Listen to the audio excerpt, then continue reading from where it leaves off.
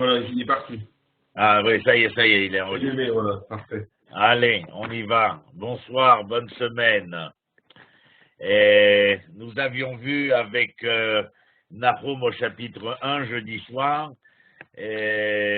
nouveau prophète dans notre étude biblique.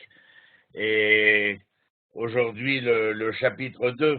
Je vous rappelle simplement qu'au chapitre 1, si je l'ai noté, nous avions parlé concernant la prophétie de Nahum et de ses propos, de cet oracle qui annonçait, bien entendu, un retournement de situation importante du côté de la Syrie, c'est-à-dire avec sa capitale, Ninive, et au chapitre 2, eh bien, les choses continuent et s'explicitent, puisque le livre de Nahum comporte 3 chapitres seulement.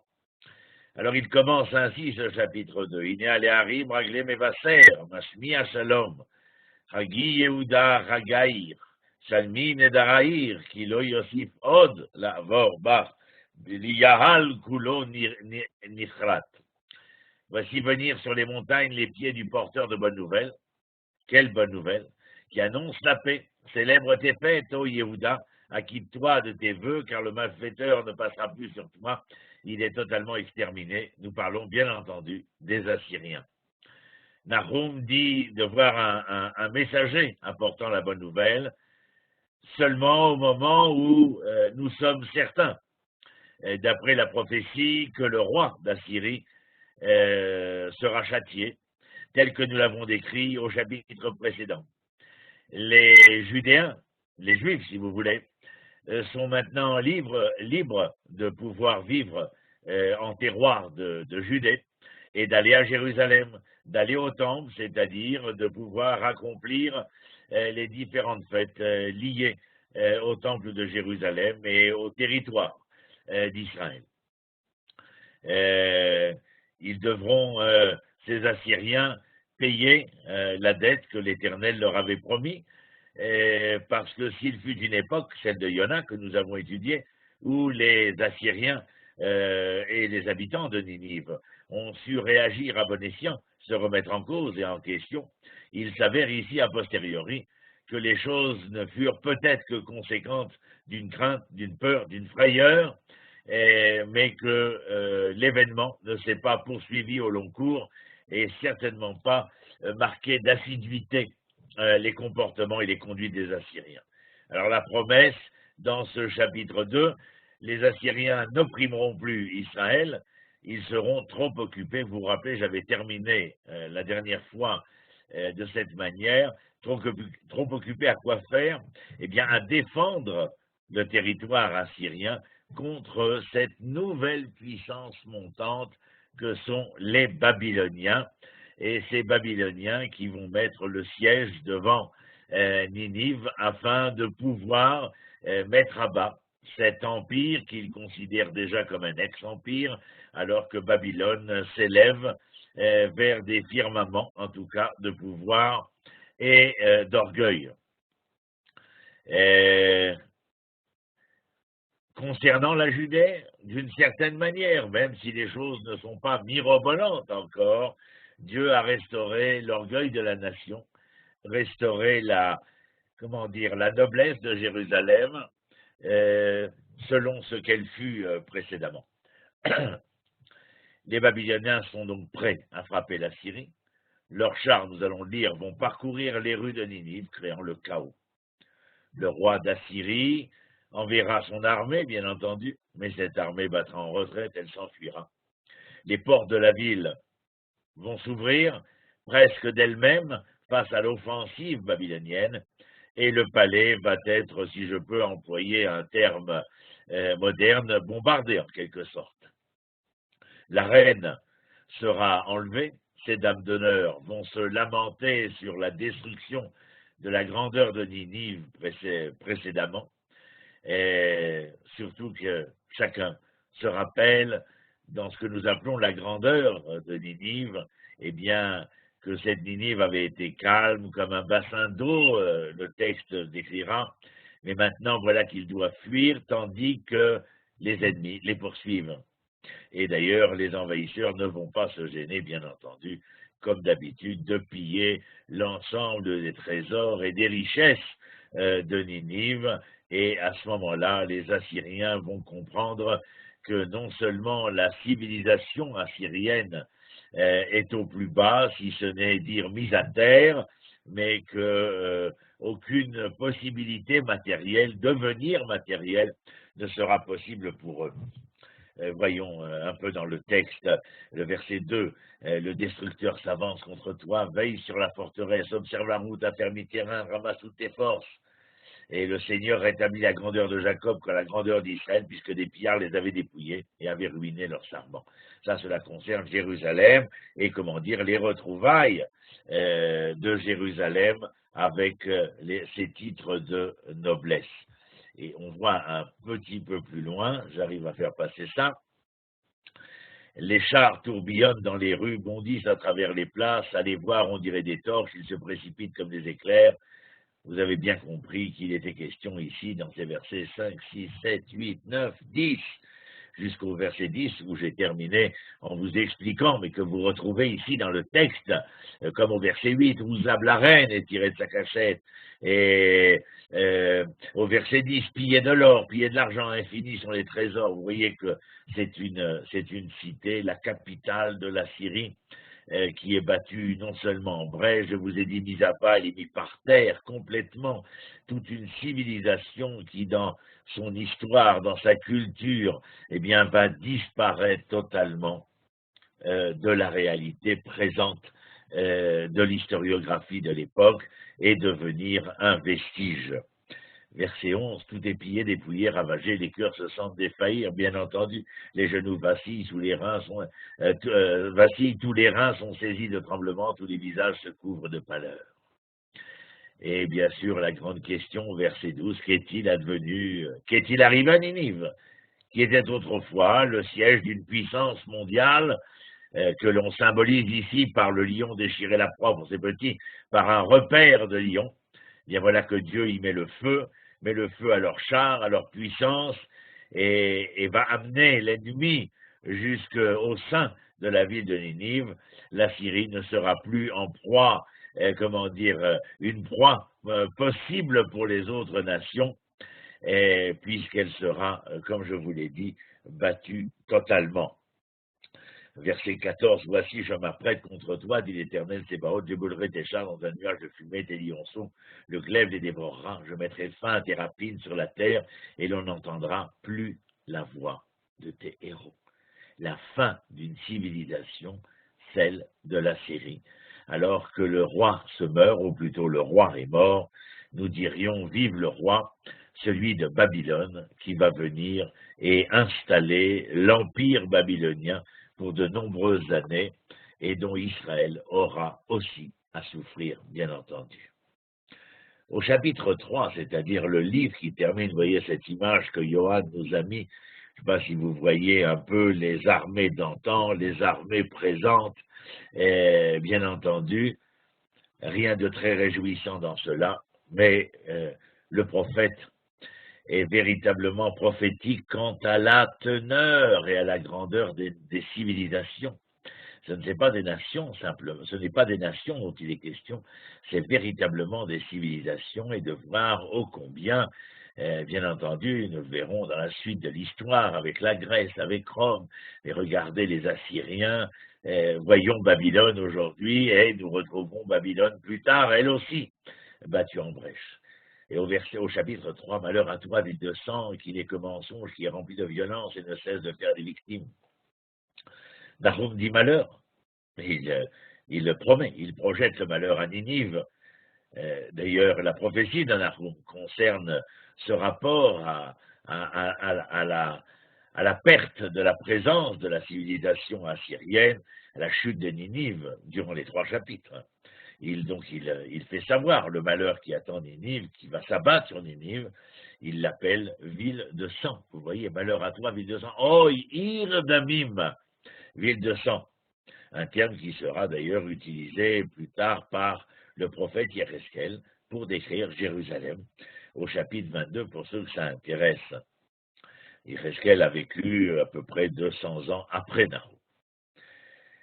Eh bien, voilà qu'ici, nous entendons, verset 3, les cavaliers s'élancent, les épées font bois, les lances étincellent, une multitude de tués, un monceau de cadavres, des morts à perte de vue, on bute contre les corps. Les Babyloniens envahissent Ninive avec leurs chevaux, leurs chars, leurs soldats armés.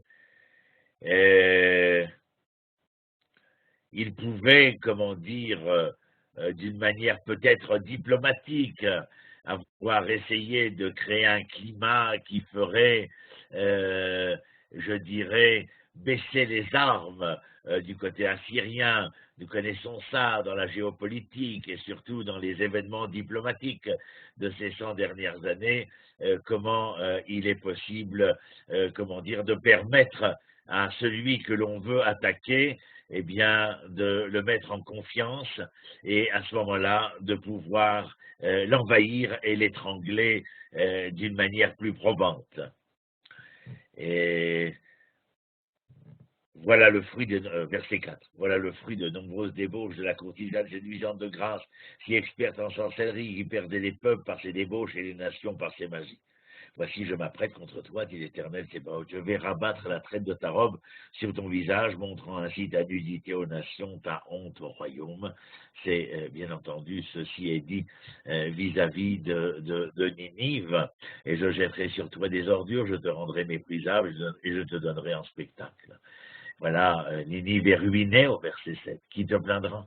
Où trouver des consolateurs? Pour la simple raison qu'on se rappelle, bien entendu, que Ninive est ainsi exposée aux autres nations pour une seule raison. C'est parce que Ninive, enfin la Syrie, a toujours eu le bras long, l'épaule solide, afin de vouloir envahir, conquérir une hégémonie assyrienne qui de tout temps a fait trembler l'ensemble des tribus, des peuples et des nations présentes dans cet environnement géopolitique. Alors,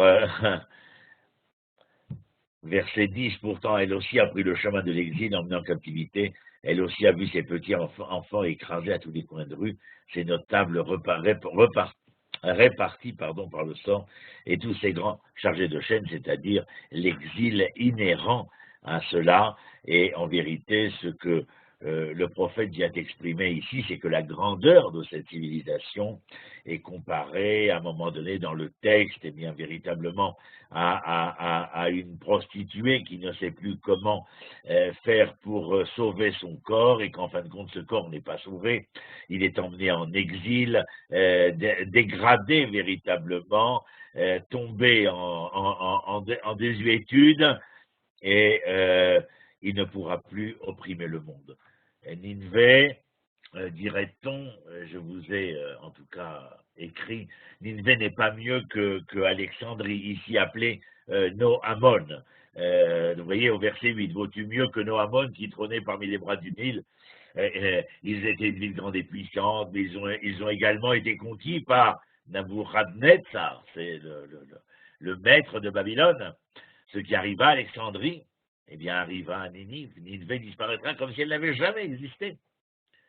Les forteresses de Ninive seront faciles à conquérir, comme agiter, dirait le texte, un figuier et faire tomber les figues les plus mûres dans la bouche de Babylone. C'est-à-dire que Ninive, la civilisation assyrienne, était dans une telle situation de décrépitude, de dégénérescence, certainement due à une dégénérescence morale, comme ce sera le cas pour toutes les civilisations, sans aucune exception. Et il est bien entendu que lorsque je décris cela, je fais référence non seulement à ce qui fut, mais peut-être non des moindres, à ce qui est. L'armée de Ninive sera aussi facilement vaincue que les femmes de la ville. L'ennemi prendra la terre et la mettra à feu et à sang. Les gens vont stocker de l'eau pendant la durée du siège. Ils essaieront de fortifier la forteresse de Ninive, mais cela ne servira à rien. Le feu et l'épée réussiront à dominer et à investir la ville de Ninive comme des sauterelles qui déchirent un champ de récolte. Vous voyez, verset 12, toutes les forteresses seront comme des figuiers chargés de primeurs, secouez-les, ce que j'ai dit tout à l'heure. Verset 13, vois les gens de guerre qui peuplent tes murs, ce sont des femmes, les portes de ton pays s'ouvrent comme d'elles-mêmes à tes ennemis. Le feu consume tes verrous. En vérité, ça nous rappelle quelque chose que nous verrons plus tard à l'époque de Jérémie, lorsque Nabuchodonosor met le siège devant Jérusalem, le 8 du mois de Av. L'exégèse biblique vient et nous dit que la voix divine se serait exprimée dans le songe de Nabuchodonosor, en lui disant « Ne pense pas que c'est toi qui vas détruire ma maison, tu ne feras que brûler des pierres consumées. » Donc vous comprenez bien entendu que là également, nous pouvons entendre ce propos, à savoir que, Nabuchodonosor envahit la Syrie, va faire tomber la capitale, Ninive, mais en vérité, il ne fait que détruire ce qui est déjà déchu. Et verset 14 que j'ai dit, on essaye d'amasser de l'eau, de renforcer la forteresse. Et au verset 15, le feu te consumera, le glaive en signera, vous le voyez bien. Et en 16, tu possédais des marchands plus nombreux que les étoiles du ciel. Bien entendu, il est question de cet état de culture, etc., d'éducation, de civilisation qui disparaît. Tes seigneurs sont comme des sauterelles, tes officiers comme un essaim. On parle des Babyloniens qui envahissent, bien entendu, Ninive, 18. Tes pâtres sommeillent au roi d'Achour. Tes braves demeurent immobiles. Et là, on parle de la Syrie. Achour, ce sont les Assyriens. Tes gens sont dispersés sur les montagnes et personne pour les rassembler. Il n'est point de calmant pour ta blessure au verset 19. Ton mal est incurable. Exactement ce que je vous expliquais précédemment. Tous ceux qui apprennent ton sort battent des mains à ton sujet. Bien entendu, tout le monde se réjouit de voir cet empire hégémonique disparaître, car contre qui ta malice ne s'est-elle constamment donné carrière? Donc vous comprenez bien entendu qu'il y a ici une réjouissance internationale au moment de la chute de Ninive, au moment de la chute de la Syrie. Les chefs et les guerriers de la Syrie, comme je viens de vous le lire, sont endormis, c'est-à-dire sont assoupis. Ils n'ont même pas conscience de la gravité de l'événement, peut-être pour des raisons diplomatiques que nous expliquions précédemment, mais certainement aussi parce que la civilisation assyrienne est usée, fatiguée, elle n'a plus les forces intérieures, profondes, pour se ressaisir. Le seul devenir de la Syrie à ce moment-là est de disparaître afin que naisse ou renaisse à travers ses cendres, à travers sa perte, quelque chose de nouveau qui va s'exprimer de la meilleure des manières à travers la nouvelle civilisation babylonienne. Oui, René, j'ai une question par rapport à Ninive, donc Ninive. Je vous écoute, mon cher. Tu nous as dit quand tu as parlé de la prophétie de Yona, que Ninive représentait d'une certaine façon tout le reste du monde en fait. Ici, c'est pas tout à fait le cas parce qu'on parle des autres contrées autour. Ça semble plus, moins métaphysique, un petit peu plus géopolitique en fait. Il y a, je l'ai dit, dans le livre de Nahum, si vous me permettez, il y a comme une volonté de nous faire entendre les tenants et les aboutissants d'une civilisation, et pour ne pas paraphraser M. Michel Onfray, eh bien d'une décadence bien évidente de cette civilisation-là, comme nous le verrons pour bien d'autres, mais en tout cas enseigner à travers Israël et la réjouissance dont nous sommes témoins des nations, qu'il y a un entendement, une compréhension morale qui précède tout entendement et compréhension causale. Il y a un bruit de fond, si l'on pouvait le cesser, on dirait que quelqu'un se mouche. Ouais, c'est bon, c'est à côté. Alors, nous allons rentrer chez Habakkuk, mes chers amis, quel extraordinaire, un nouveau prophète. Introduction à Habakkuk le prophète. Je vous demande d'écouter cette petite introduction que je vous ai préparée. Elle n'est pas si petite que ça, mais elle est intéressante à mon avis. Tout nous sert d'enseignement dans le texte du Tanakh. soit que les versets nous parlent, soit que les versets gardent le silence. Mais je vous ai dit, entre les dires et les non-dits, nous l'avions entendu. Ils se taisent, pardon, ces versets, par exemple, sur la personne de Habakkuk. On ne nous dit pas grand-chose sur le personnage et sur la date de sa prophétie.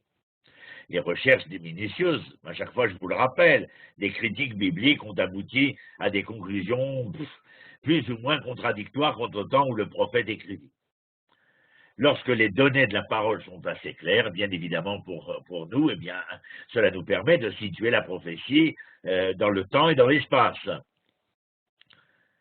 Mais lorsque le silence s'établit, il y a un non-dit, l'exégèse biblique est importante, les recherches des savants ne sont pas toujours très intéressantes pour, essayer d'aborder l'exégèse biblique qui, elle, essaye d'expliciter le non-dit. Alors, tout cela reste assez, relatif.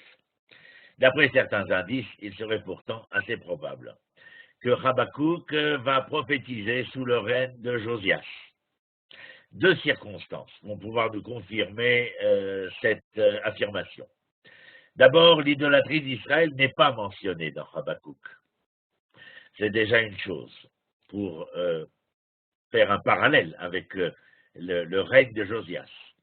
Ensuite, le Chaldéen, non pas l'Assyrien, comme à l'époque de Ménaché, que nous avions explicité la dernière fois, le Chaldéen y est signalé comme l'ennemi du peuple. Donc vous voyez, on a changé d'époque. Quoi qu'il en soit, la portée morale de ce livre ressort d'autant plus fortement que quoi? Eh bien, que l'Esprit de Dieu omet les circonstances de sa production. Si vous voulez, d'une certaine manière, on essaye d'éviter les contingences matérielles pour nous faire entendre raison sur les contingences morales.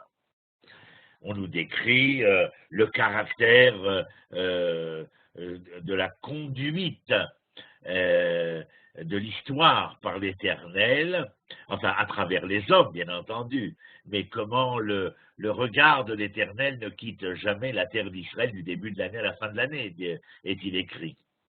Et puis surtout, le regard de l'Éternel à l'égard de l'état moral, non seulement du peuple d'Israël, mais des nations aussi, c'est Habakkuk. Il nous fait connaître ensuite le résultat produit par cette révélation sur le cœur du prophète, sur Habakkuk lui-même. Ce dernier va devenir une espèce de représentant de l'état moral de ce qu'il reste d'Israël, le résiduel, au temps de la fin. C'est prophétique, bien entendu, pas seulement pour l'époque de Josias, mais pour cette époque qui surviendra un jour. Ce dernier va, comme je vous l'ai dit, donc être un représentant non seulement de son époque, mais dans sa prophétie aussi d'une certaine manière de ce qui est à même d'advenir. Et tout cela est d'un grand intérêt et a des conséquences pour nous très importantes lorsque nous étudions Habakkuk. Le champ de circonstances historiques en question étant supprimé, c'est-à-dire les contingences matérielles, on se trouve d'emblée on se retrouve face à face aux principes qui régissent aussi bien les hommes d'aujourd'hui que ceux d'alors. Car en fin de compte, les contingences morales n'ont jamais changé. Si elles sont référentes à l'histoire d'antan, elles sont non moins référentes à l'histoire présente. En présence de ces lois, de cette conduite, de ces comportements, de cette raison morale,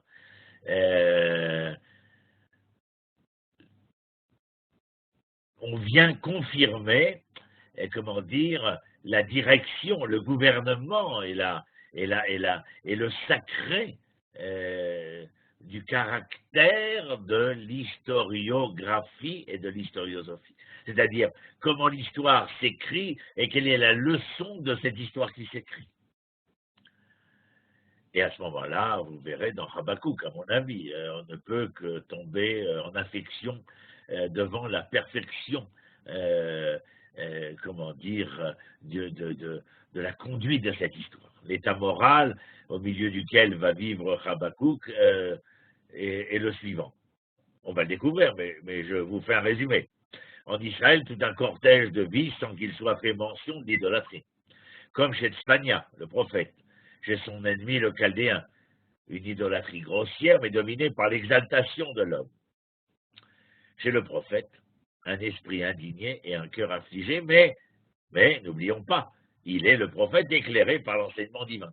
Il va apprendre à vivre de sa foi en attendant la rédemption possible, en tout cas la gloire déclarée de l'Éternel dans son monde.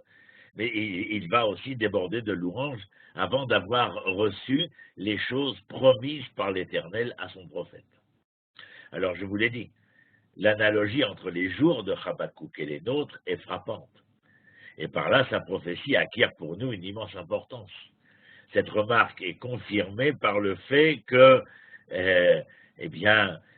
nombre de nos sages vont s'inspirer dans les textes du Talmud des propos de Habakkuk pour essayer de mieux, encore une fois, comprendre et entendre la réalité qui est la leur, mais nous qui sommes le peuple le peuple revenu à Sion, revenu en terre d'Israël, alors Habakkuk révèle énormément de choses très intéressantes.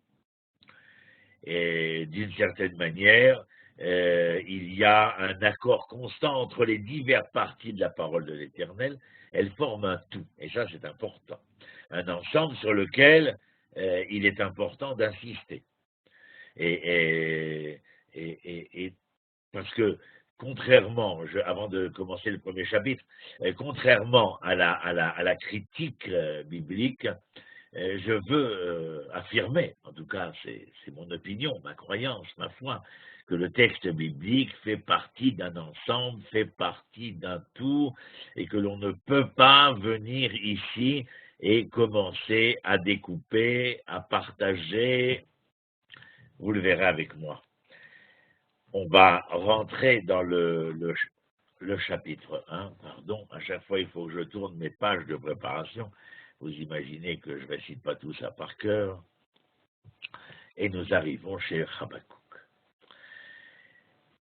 Dans Habakkuk, si vous voulez, avant de commencer, vous voyez comment c'est écrit en hébreu, Habakkuk Rovek. C'est celui qui enlace, celui qui prend dans ses bras.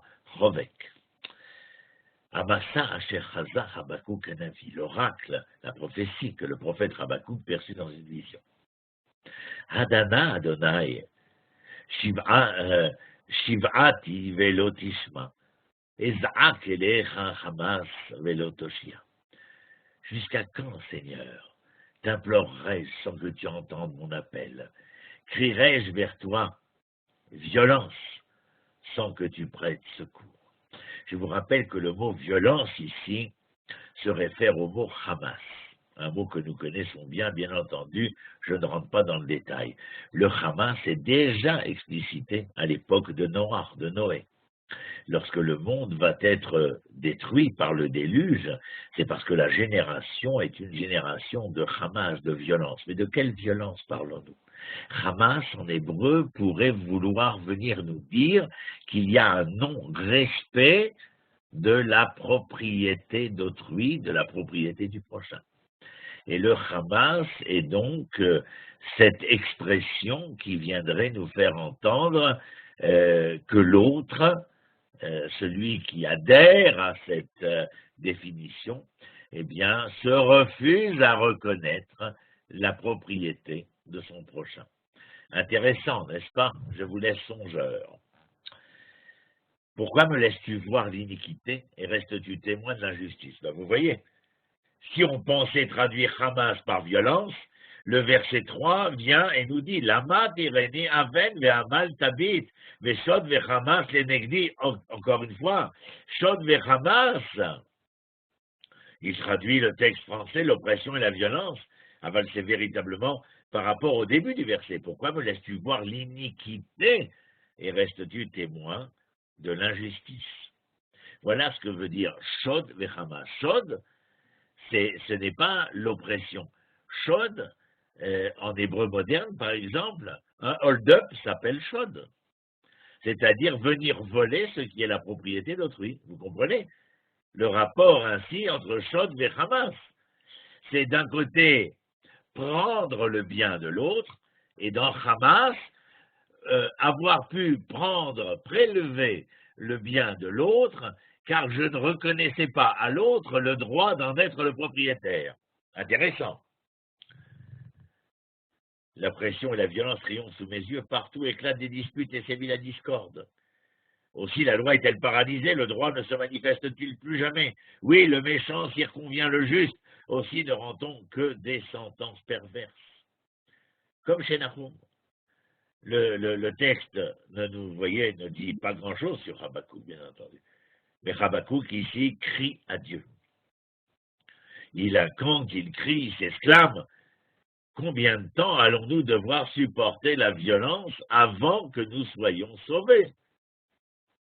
Et d'ailleurs, la question pourquoi Habakkuk doit-il être forcé à voir, à vivre, à être témoin de ce mal dans ses visions prophétiques et affirmer de la manière dont il s'exprime que le méchant ne rend-on que des sentences perverses, c'est-à-dire que l'injustice est rendue, mais pas la justice, bien entendu. Quand les Hébreux voient le mal prospérer, cela les décourage d'observer la Torah. C'est pour cela que les choses sont tellement importantes lorsque nous n'essayons pas d'appeler l'hébreu ou les sages parmi les Hébreux. Par exemple, vous avez un monsieur bien connu, Bilham, dans le texte toranique, dans Bamidbar, je ne sais plus en français comment on dit Bamidbar, c'est le 4e livre. Et alors on voit bien entendu Bilham, et Bilham dit Tamot nafshi mot yesharim, que je meurs de la mort des justes. Et un de nos grands maîtres, le Rav Yehuda Berlin, à la fin du 19e siècle, écrit pourquoi est-ce qu'il appelle les patriarches et les matriarches, bien évidemment, yesharim, des gens droits. Pourquoi ne les appelle-t-il pas, ne les définit-il pas comme tzadikim, chassidim, c'est-à-dire des saints, des justes, des sages, je ne sais quel autre superlatif? Eh bien justement, parce que, bien évidemment, la finalité, en tout cas d'Israël, et du message d'Israël pour l'ensemble des nations, est justement de devoir lutter contre l'iniquité et de ne pas être le témoin de l'injustice, mais d'affirmer la justice, de refuser l'oppression, la violence, mais tel que je vous l'ai expliqué, Shod ve Hamas, et de ne pas accepter de voir cela sous ses propres yeux et de devoir lutter contre cela. Je sais bien qu'on manifeste pour toutes sortes de choses, mais je pense que la raison morale pourrait exiger que l'on manifeste, que l'on se mette en grève, etc., etc. Et d'ailleurs, au verset 4 aussi, la loi est-elle paralysée et le droit ne se manifeste-t-il plus jamais? Oui, le méchant circonvient, le juste aussi ne rend-on que des sentences perverses, nous l'avions lu, Slicha. Jetez les yeux sur les peuples, regardez, soyez étonnés, stupéfaits, car il va en votre temps accomplir une œuvre. Vous n'y croiriez pas si on vous le racontait. Regardez les autres nations et soyez étonnés parce que l'Éternel va réaliser quelque chose d'absolument absolument étonnant, qui va nous interloquer. Et on ne peut pas imaginer que cela va se passer. Allons-y. Oui, voilà la réponse. Je vais susciter les Chaldéens, enfin les Babyloniens, pas Achour, les Babel, ce peuple féroce et emporté qui parcourt les vastes espaces de la terre pour conquérir des demeures qui ne sont pas à lui. Peuple terrible, verset 7, et redoutable, de lui seul il tire son droit et son orgueil. Verset 8, ses chevaux sont plus légers. Verset 9, tous viennent pour la rapine. Leur passion les porte toujours en avant, ils amassent des captifs comme du sable. Et verset 10, et ce peuple se moque des rois, les princes qui sont un objet de risée. Ils se jouent de toutes les forteresses, amoncellent. On a l'impression de revivre la Syrie. Et voilà que Babylone, eh bien, comment dire, s'élève sur les firmaments de l'hégémonie. L'Éternel va donc organiser les Kasdim, les Chaldéens, contre Israël. Ils enverront cette armée avec ses chevaux qui sont plus rapides que les léopards et leurs soldats qui sont plus vicieux que les loups. Leurs cavaliers vont voler comme des aigles, et des aigles rapaces, c'est-à-dire qu'ils viennent pour consommer. Ils vont piller avec empressement la terre d'Israël et ramasseront les captifs comme des grains de sable. Ici, ce n'est pas la nation sera aussi grande que la quantité des grains de sable au bord des mers. Mais le sable ici sert à signifier, comment dire, la multitude et comment cette multitude ne peut rien faire et qu'elle est ramassée et déportée. Les rois et les officiers d'Israël seront une source de dérision pour les Kasdim. Ils riront des soi-disant défenses d'Israël en les capturant facilement avec leurs objets de conquête. Regardez verset 11. Ainsi il passe comme une tempête, et sur son passage il commet des méfaits. Oui, verset 12. N'es-tu pas de toute éternité, ô Seigneur mon Dieu, mon Saint? Nous ne mourrons pas, Éternel. C'est pour faire justice que tu as commis ce peuple. Ô mon rocher, c'est pour châtier que tu l'as établi. Regardez, le prophète Habakkuk dit, est-ce que vous vous étonnez que par rapport aux raisons immorales dans la conduite et le comportement du peuple, que à partir du moment où cette causalité immorale serait omniprésente parmi nous, eh bien que les effets conséquents de cela ne nous porteraient pas préjudice, puisque préjudice ici, il s'agit véritablement, comme je le disais pour les Assyriens tout à l'heure, mais qu'Israël soit mis en Bresse. C'est pour châtier que tu l'as établi. Et au verset 13, ô toi qui as les yeux trop purs pour voir le mal et qui ne peut regarder l'iniquité, pourquoi regardes-tu ces perfides, gardes-tu le silence quand le méchant dévore plus juste que lui? Mais tu sais bien, Éternel, quand Habakkuk dit en fin de compte, lorsqu'il voit que les Kasdim, les Chaldéens réussissent, et que ceux-ci vont attribuer à leur foi, à leurs idoles, la victoire, fêter la victoire et honorer leurs idoles face à cette victoire, Habakkuk demande à Dieu, mais pourquoi est-ce que je dois supporter cela aussi? Tu as puni Israël parce que Israël était dans l'iniquité, je comprends. Et je ne pouvais pas supporter de voir Israël se conduire dans cette iniquité-là. Mais maintenant, les faits que tu as mis en marche contre Israël, du fait de son iniquité, est lui aussi, non des moindres, empli d'iniquité vis-à-vis de ce peuple d'Israël qui, si ouvertement, présentement, extérieurement, dirais-je, se conduit d'une manière inacceptable, et là-dessus, nous n'avons aucune divergence. Il est clair que n'oublie pas l'âme que recèle Israël, Israël Shechata, Filou Shechata, Israël qui a fauté, malgré qu'il ait fauté, reste Israël dans la teneur et la candeur de son être noble. Alors vous comprenez bien entendu qu'il y a là un véritable dilemme cornélien, pourrais-je me dire. Dire à l'Éternel, prophétiser au nom de l'Éternel, le mal-être moral d'Israël. Et à partir du moment où la chose est devenue non seulement connaissance, mais conscience, et qu'il se passe dans l'histoire les effets inévitables de cette causalité immorale. Le prophète vient et dans un véritable dilemme cornélien entre l'iniquité des enfants d'Israël qui a amené les Chaldéens et ces Chaldéens qui viennent conquérir Israël et qui provoquent l'iniquité vis-à-vis d'Israël, qui reste Israël aux yeux de Habakkuk. Alors quoi faire? Verset 14. Pourquoi as-tu rendu les hommes pareils aux poissons de la mer, aux reptiles qui n'ont point de maître? Il les prend tous, verset 15, avec l'hameçon, il les tire à lui avec son filet, les jette ensemble dans sa masse. Aussi est-il content et joyeux, les Chaldéens, lorsqu'ils conquièrent Israël.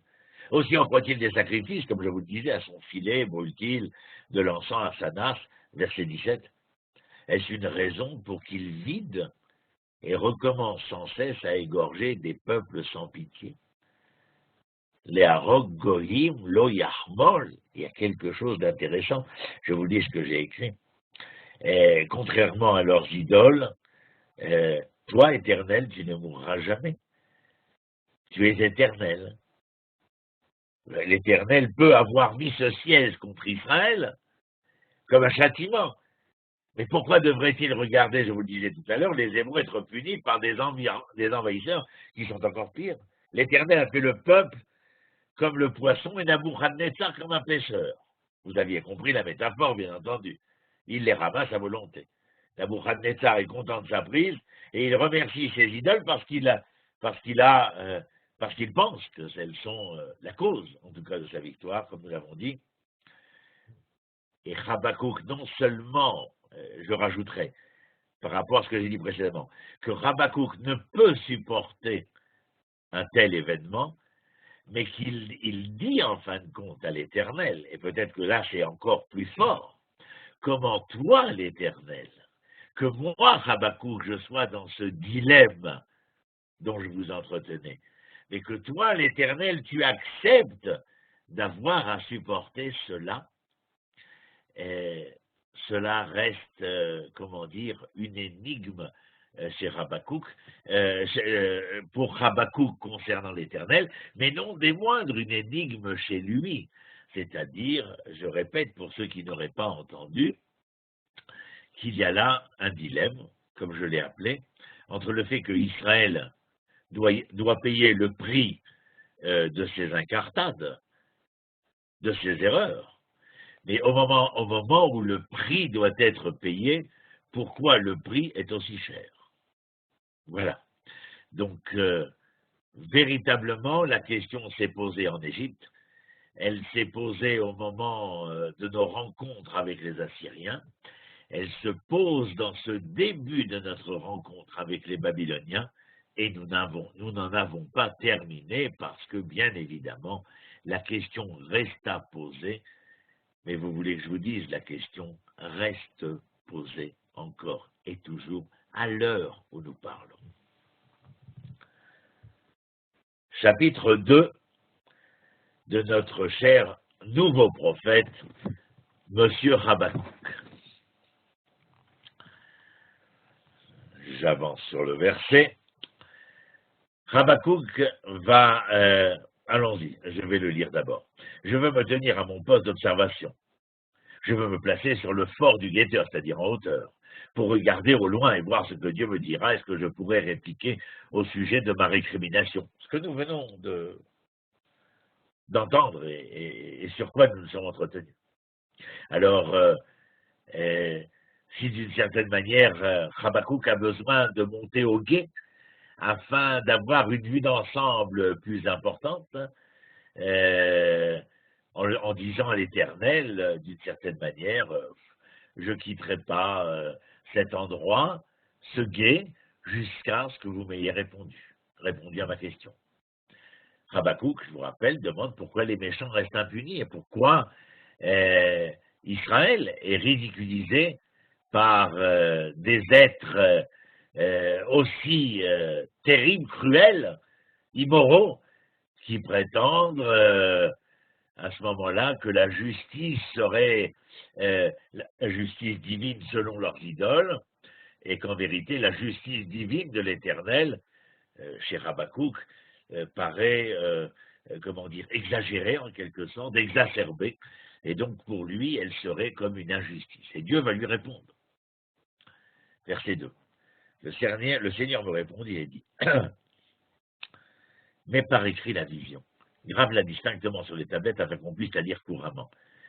Si c'est gravé sur une tablette, sachez-le, la vision et l'écriture sur la tablette n'est pas seulement pour ce temps-là, mais pour tous les temps.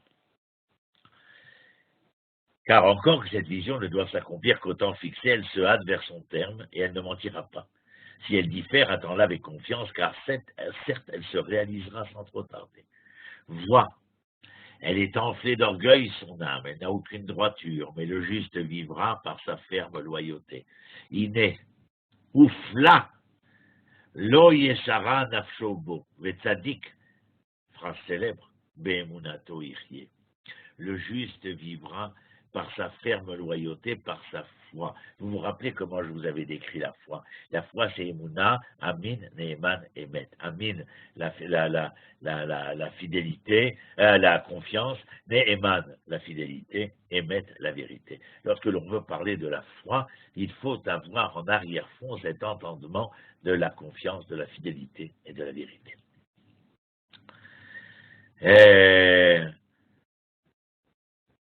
Mais je prends mon texte à moi pour vous expliquer encore quelque chose.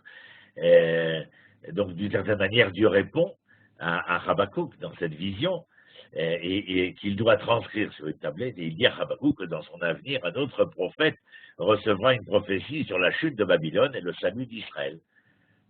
Mais s'il peut attendre, alors il faudra l'attendre, bien entendu. Et un peu plus loin.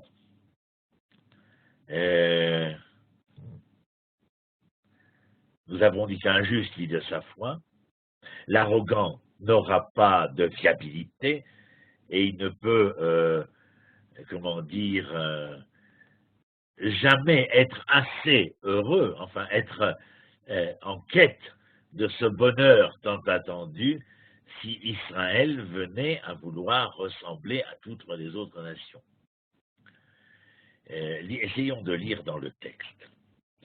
Eh bien, ceux-ci tous ensemble ne feront-ils pas des satires contre lui, des épigrammes et des énigmes piquantes à son adresse? On dira malheur à qui accapare le bien d'autrui. Ça vous rappelle Hamas. Jusqu'à quand? Malheur à qui accumule sur sa tête le poids des gages usurières. Ah, verset 7. Ne se lèveront-ils pas soudain tes créanciers?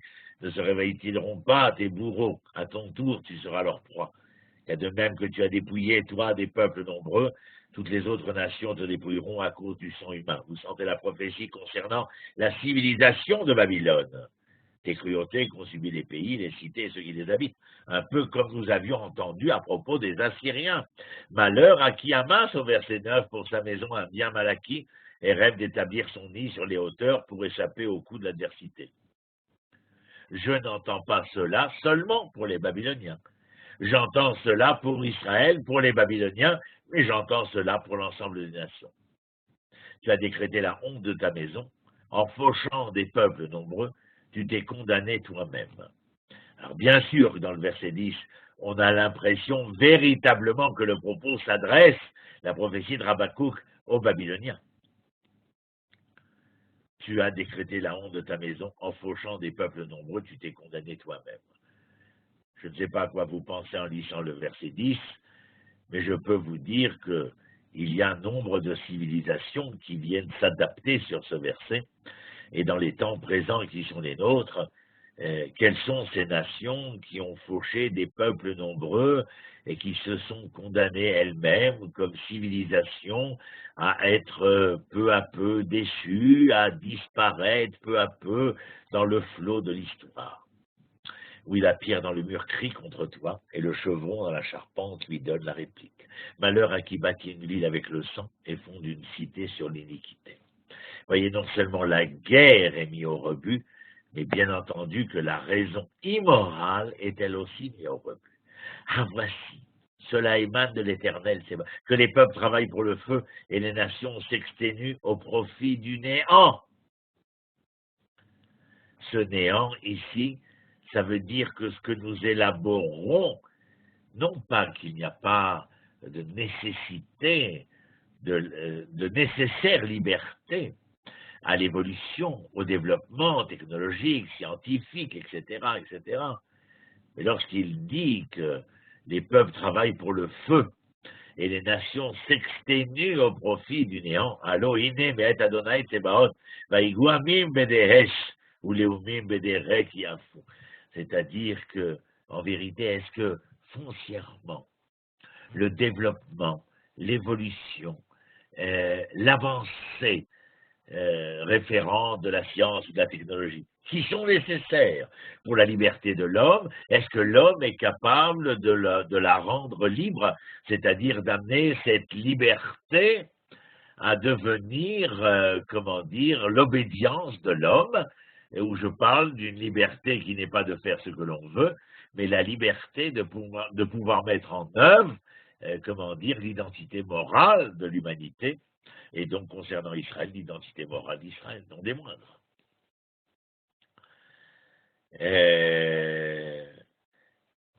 Verset 14, la terre sera pleine de la connaissance de la gloire de Dieu comme l'eau abonde dans le lit des mers. Malheur à toi, verset 15, qui force tes semblables à boire, qui leur verse des rasades de vin et provoque leur ivresse pour contempler en nudité, etc., etc. On voit bien qu'il y a un appel à la fin d'une telle civilisation. Verset 17, oui, tu seras enveloppé par la violence du Liban et terrifié par la férocité des fauves à cause du sang humain que tu as versé, des cruautés qu'ont subi les pays, les cités, ceux qui les habitent. Ni Rome, ni Athènes, ni Persépolis, ni...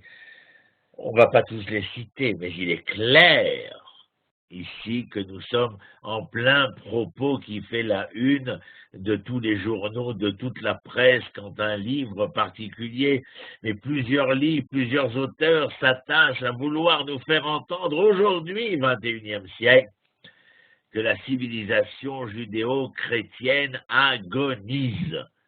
Pour quelle raison? Eh bien, peut-être pour les raisons que nous venons d'énoncer chez Habakkuk. C'est absolument terrifiant. Verset 18, quel profit attendre de l'image sculptée par l'artisan, de la statue de fond, de ses guides mensongers? Comment leur auteur peut-il assez mettre la confiance en eux pour fabriquer des dieux muets? Il mime. Bien sûr, je ne peux pas tout dire ce soir, parce qu'il y a énormément de choses à dire. Mais il mime, rappelez-vous que muet est la même racine que alim, la violence.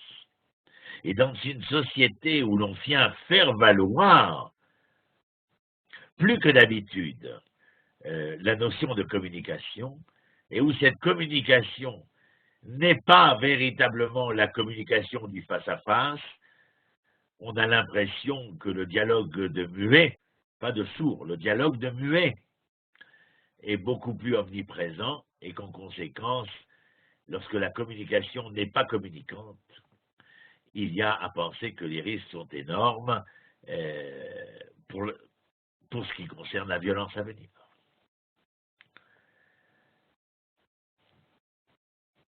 Malheur à celui qui trahit ses alliés pour en profiter. Ces gens ont plus de honte que d'honneur.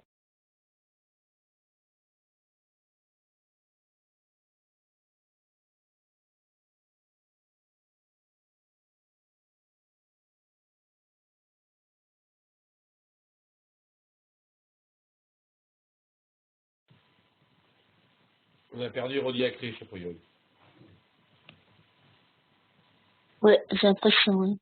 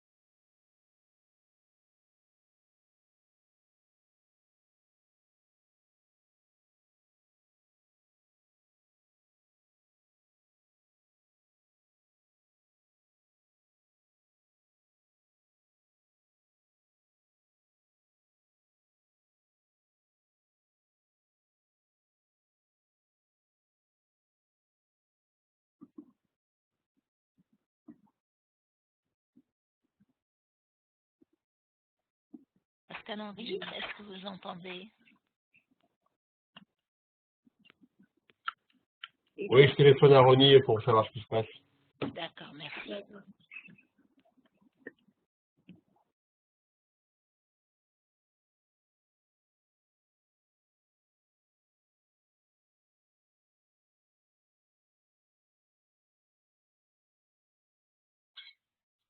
Est-ce qu'on m'entend dans les chaumières?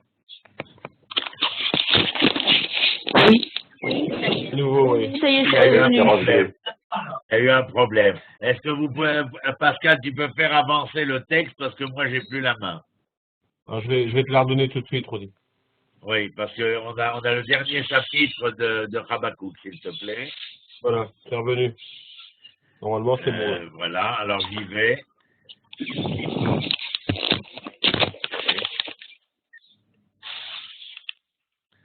Alors,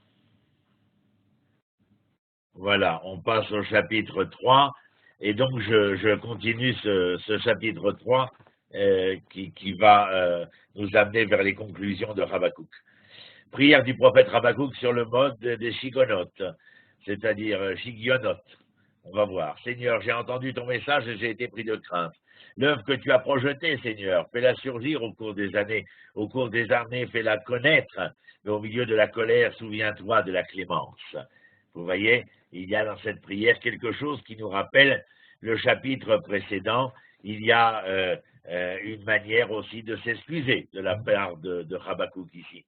Au verset 3, l'Éternel s'avance du Théman, le sein du mont Paran, c'est là, sa splendeur se répand sur les cieux et sa gloire remplit la terre. C'est un éclat éblouissant comme la lumière des rayons jaillissent de ses côtés et servent de voile à sa grandeur. Devant lui marche la peste et la fièvre brûlante suit ses pas. Il se lève et la terre vacille. Il regarde et fait sursauter les peuples. Les antiques montagnes éclatent, les collines éternelles, vous vous rappelez, les montagnes et les collines. Les collines éternelles s'affaissent, qui sont ces routes séculaires. Je vois les huttes de Kushan ployer sous le malheur et frissonner les tentes du pays de Midian. Alors, de quoi parle-t-on? Le prophète dit qu'il a toujours entendu dire que Dieu punissait le mal. Mais il voit que Nabuchodonosor était autorisé à prospérer. Quand il y avait une prophétie selon laquelle Israël serait puni, Habakkuk craint qu'ils ne puissent la supporter, les enfants d'Israël, parce que la punition est exacerbée. Vous vous souvenez du dilemme. Il a demandé que Dieu punisse ses ennemis d'Israël pour les souffrances infligées, mais qu'il ait quand même pitié de son peuple. Habakkuk fait aussi référence, dans ces versets que nous venons de lire, à quelque chose de très intéressant. Il fait allusion à l'incidence dans laquelle Dieu a offert la Torah aux descendants de Esav et d'Ishmaël, qui l'ont refusé pour les raisons qui étaient les leurs. Nous n'avons pas le temps de rentrer dans le détail. Mais il avait offert la Torah, c'est-à-dire cet enseignement-là, ce témoignage du projet divin à Esav et Ishmaël qui vont le refuser. Les Hébreux vont l'accepter au mont Sinaï. Et à ce moment-là, la gloire de l'Éternel, va s'exprimer dans les cieux, sur terre, au moment de sa révélation.